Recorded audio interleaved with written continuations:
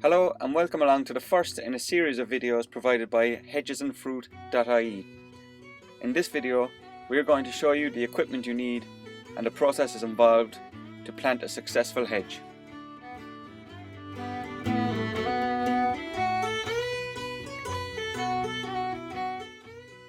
To plant a successful hedge you will need a systemic herbicide, a measuring jug, a watering can, a measuring tape, a hammer, secateurs, some metal rods and builder's wire, some pre-cut lengths of bamboo, and here are two options of alternative spraying methods. Refer to the manufacturer's instructions and guidelines on how to mix your herbicide. Using a measuring jug, add 250 milliliters of the herbicide to your watering can, which is half full of water. Rinse the jug until the water runs clear, adding the water to your watering can and top till full. In order to see the mixture on the ground, a good tip is to add milk. Place the metal rods and builder's line in the ground 50 centimeters to 60 centimeters apart. Mark out your straight line for your hedge and begin spraying.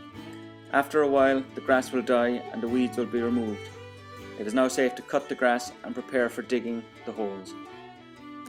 You do not need to remove the grass or the dead weeds. You can leave them in the ground.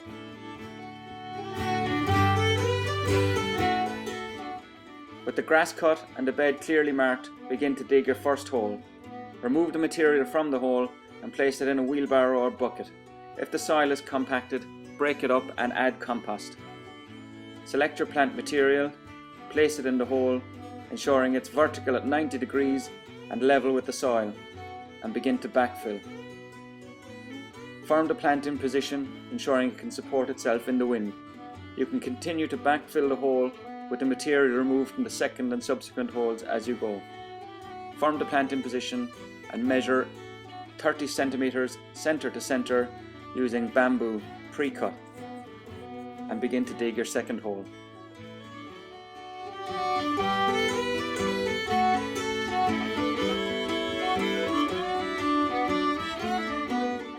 Remove large stones and add compost to lighten compacted soil.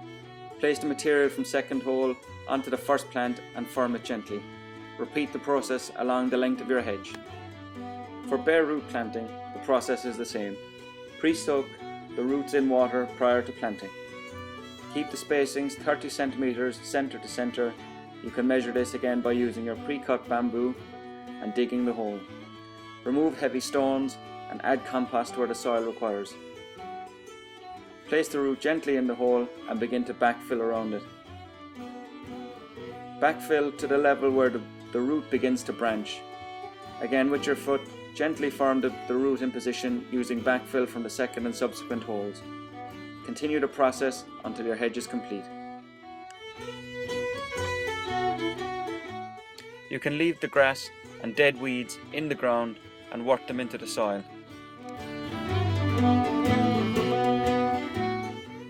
Now that your hedge is planted, you would like to keep it weed-free.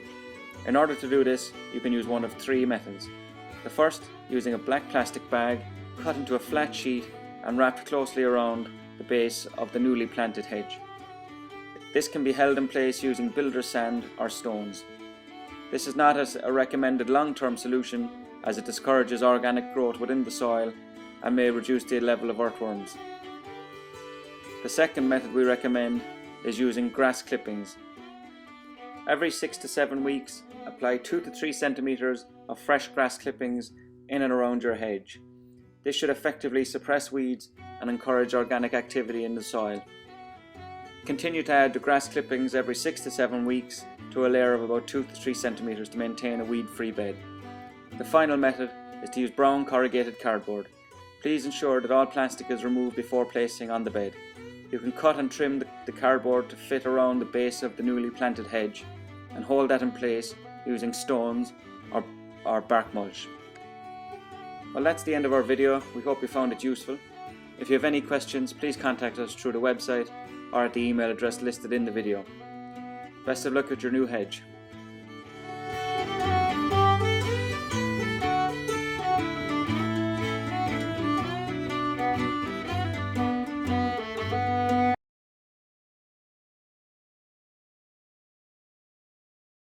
This video explains some of the finer points for trap crop planting and maintenance suitable for small farms.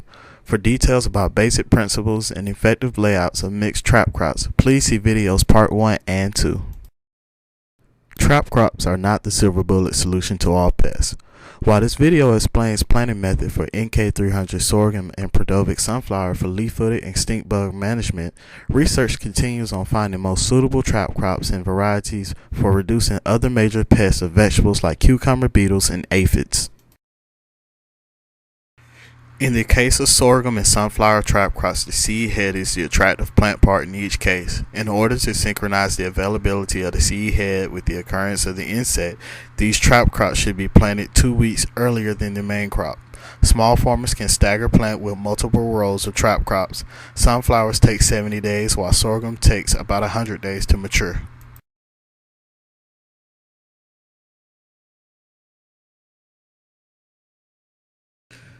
Sorghum and sunflower trap crops should be planted in April or May on good quality soil. Planting the trap crop seeds with a garden push type planter is an easy process.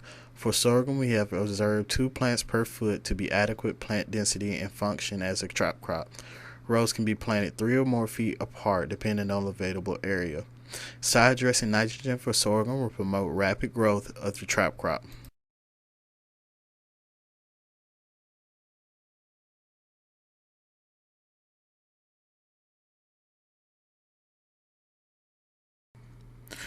Some trap crops can have poor germination with too little soil moisture. In Alabama, research running a drip tape between sorghum rows worked really well for this hardly low-maintenance trap crop.